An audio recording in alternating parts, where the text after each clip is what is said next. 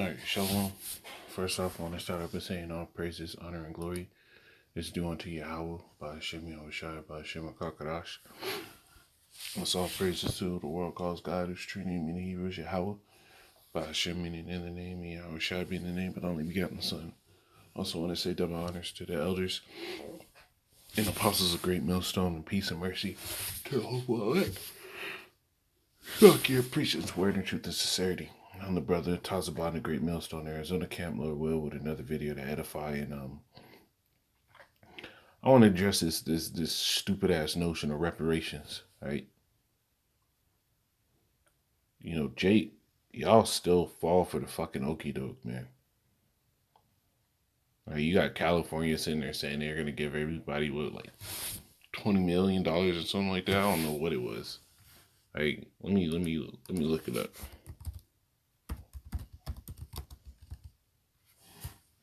Let's see what it say.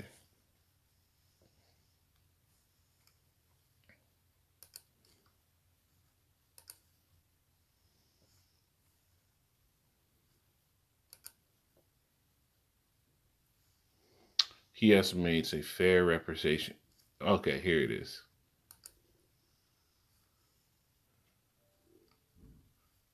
Reparation for slavery. This is from Wikipedia. Reparations for slavery. This is what it says. It's the application of the concept of reparations to victims of slavery and or their descendants. Their concept for reparations in legal philosophy and reparations in transitional justice. Saw something on here where it said the fair reparations value would be 1.4 million. Oh, here it is. Economist Robert Brown stated the ultimate goal of reparations should be to restore the black community to economic positions it would have if it had not been subject to slavery and discrimination. He estimates a fair reparations value anywhere between 1.4 and 4.7 trillion, or roughly $142,000, equivalent to $162,000 in 2021 for every black American living today. Our estimates range from 5.7 to 14.2 and 17.1 trillion. So that's how much it would cost for that. So $162,000 is what they're saying a fair reparations value is. Okay. And as you see on the screen, it says reparations, you do the math. Now, I had some time. I was meditating on this, and you know, this is why the scriptures tell you, right, that the Lord is going to require that which is past, man. Right? This is that we're dealing in a time, right, in the New Testament. We get it.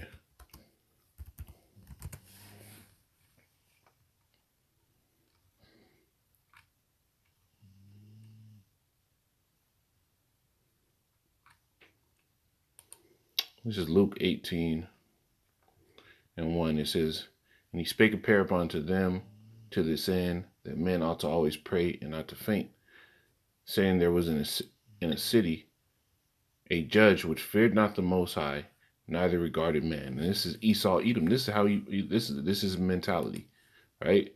There is a widow in the city, and she came unto him, saying, "Avenge me of mine adversary."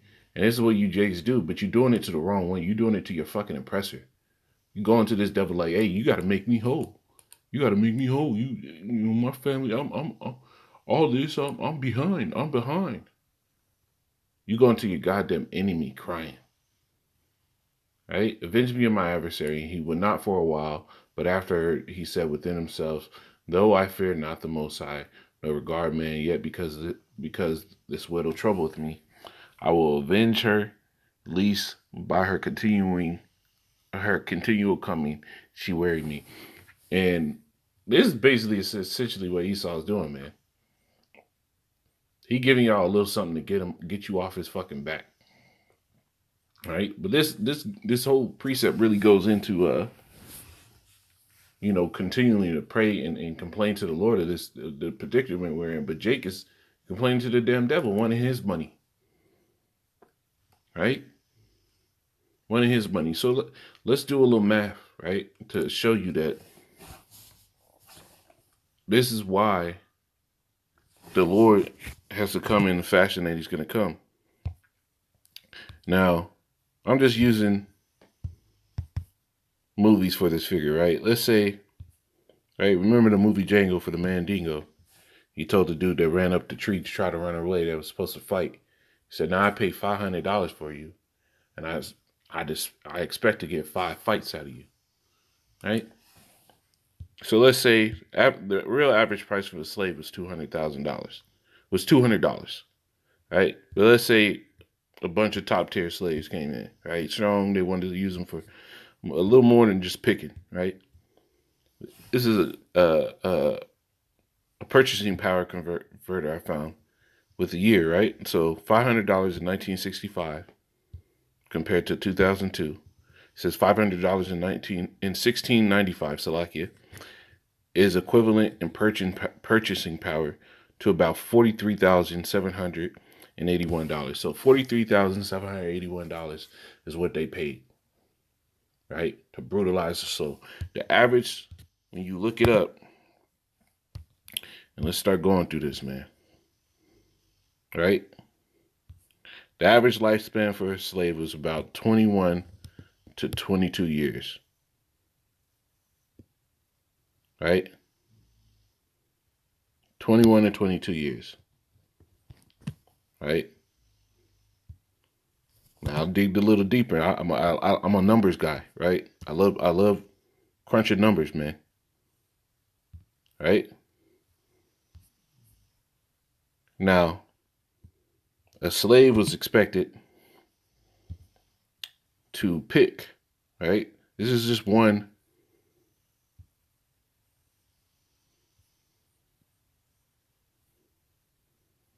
This is just one crop that a slave was expected to cultivate, grow, right, and pick. So we're not even taking in the time to grow the stuff. We're just talking about the picking, right? Put on there how many pounds of cotton per day was a slave expected to pick. In general, planters expected a good hand or slave to work 10 acres of land and pick 200 pounds of cotton a day. 200 pounds of cotton a day. All right? So I went a little further just to get this math right, right? So remember that the first calculation was a slave was worth $43,781, right? And look at what these devils made off of us. You look up how much 1 pound of cotton cost. It says in the 1800s, prior to the invention of the cotton gin, cotton sold at 37 cents per pound. So let's go over here. Let's do the conversion, right? 37 cents per pound. Breaks down to something like $32, right? Do the math on that. 200 pounds of that. Let's do some math. I love numbers, man. And this will let you see that these devils are insulting. $32.40. Right? That's what it is. $32. Says 37 cents in 1695 is equivalent in purchasing power to about $32.40. Let's do 1800s. Let's see what the number is. It's a little lower, right?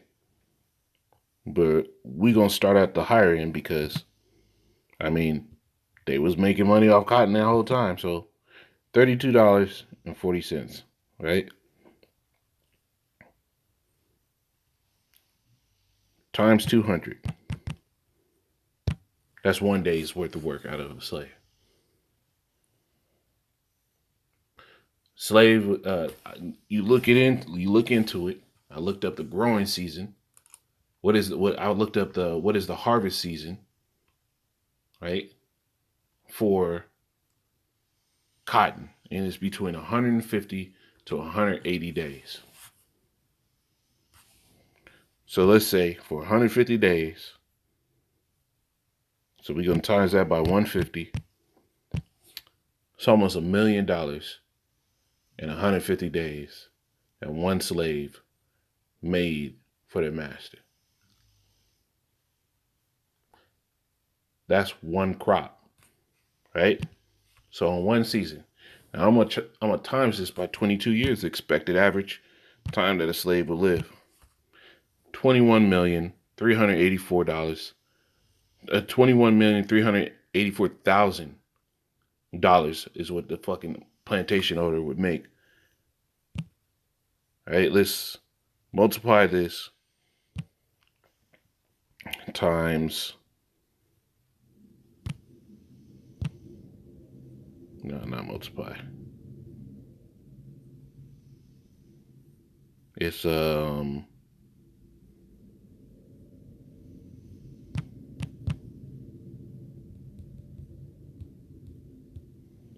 like it.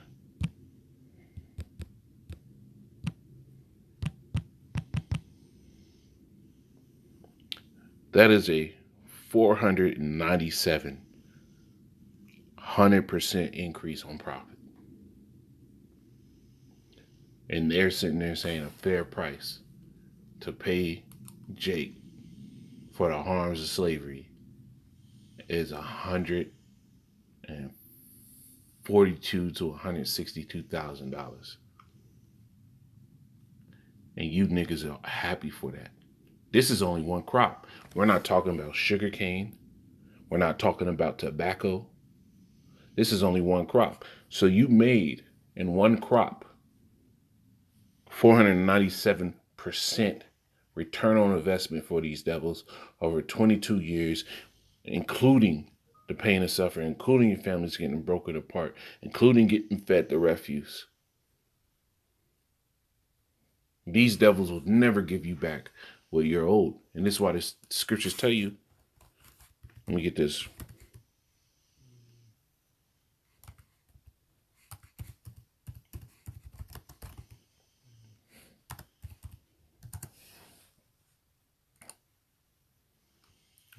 This is Job 20 and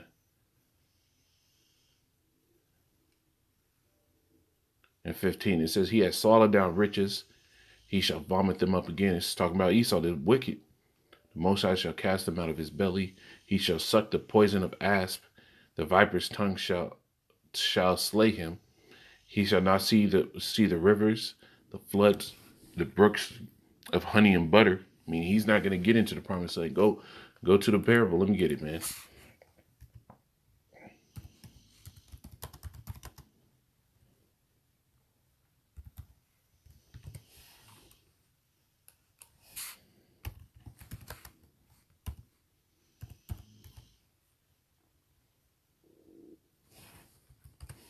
All right, gotta get it, man. This is Luke 16 and 19. There was a certain rich man which was clothed in purple and fine linen and fared sumptuously every day. That's the so-called white man. And there was a certain beggar named Lazarus, that's Jake, which was laid at his gate full of sores. Messed up. Jake is messed up, man. Esau put us through hell, then he let us go, then he use laws to sit here and put us back into slavery. Then when he couldn't use the laws, certain laws to put us back into slavery, he made new ones and ordinances, put us into prisons, and then he made laws to get free work and labor out of you in the prisons. We represent Lazarus, and Esau represents the rich man. It says, in desiring to be fed with the crumbs that fell from the rich man's table, is what Jake is doing now. Right? Moreover, the dogs came and licked his sores. talking about the other nations, man. Right? Go into your neighborhoods, build their businesses, right? They might give you a little bit of a job just to stock his shelves, but you're only making minimum wage, and this nigga's taking all the money, going back to his neighborhood and living lavish, right? And it came to pass that the beggar died, just like Jake do, and was carried by the angels into Abraham's bosom. The rich man also died, and he was buried, right?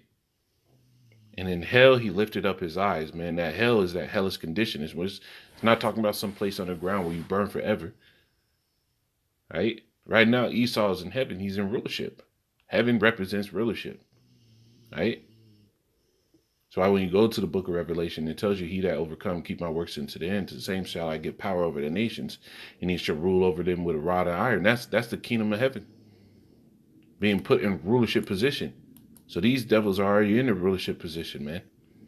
So when they go back down to hell, because the scriptures tell you that they come at where they should be like unto me. That's in the book of Lamentation. Right?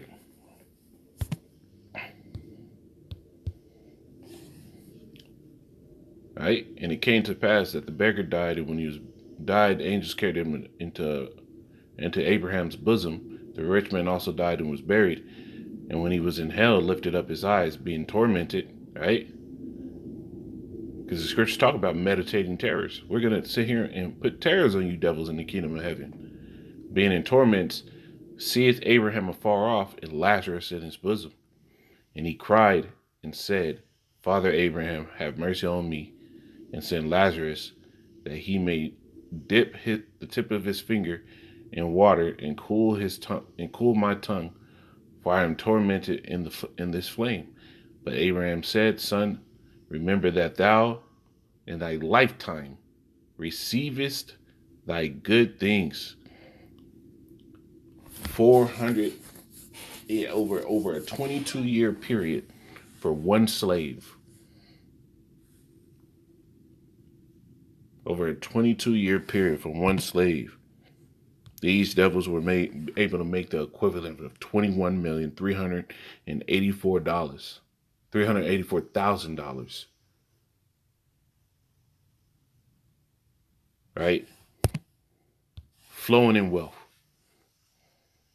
He said, and Abraham said, Son, thou rememberest in thy lifetime thou receivest thy goods, and likewise Lazarus evil things. This is talking about Jake. We received all the evil things. But now he is comforted, and thou art tormented. You see? This is what we're waiting on, for the roles to be switched. Right? Going back to Job. I ain't going to make this long. I'm going to end it after this. Back to Job 20 and 16. He shall suck the poison of the ass, the viper's tongue shall slay him. He shall not see the rivers, the floods, the brooks of honey and butter. That which he labors for shall he restore. He shall not swallow it down, according to his substance. Right? According to his substance. So everything that he has, right, says, shall the restitution be. This is the reparations. We need everything.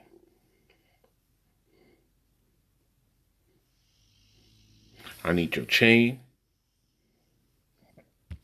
I need your women. Your children will be my slaves. You will be my field workers. Right? Doing the same thing with the heathen too. Because they were made rich too by this place and by the trafficking of souls. Right? I need all your wealth, all your gold, all of it. Empty your pockets. I want to see everywhere that you've been. Right? I need everything. That's the mindset Jake should be in. That's real reparations. He says, and he shall not rejoice therein, because he had oppressed and forsaken the poor, because he had violently taken away an house which he built not. Surely he shall not feel quietness in his belly. He shall not save of that which he had desired. There shall none of his meat be left. Therefore shall no man look for his goods. We will take everything from you Edomites, from the heathen. And you Edomites will be given nothing any longer. The other nations, you'll be able to go back to your own lands as tributaries. Right? That's real reparations. Shalom.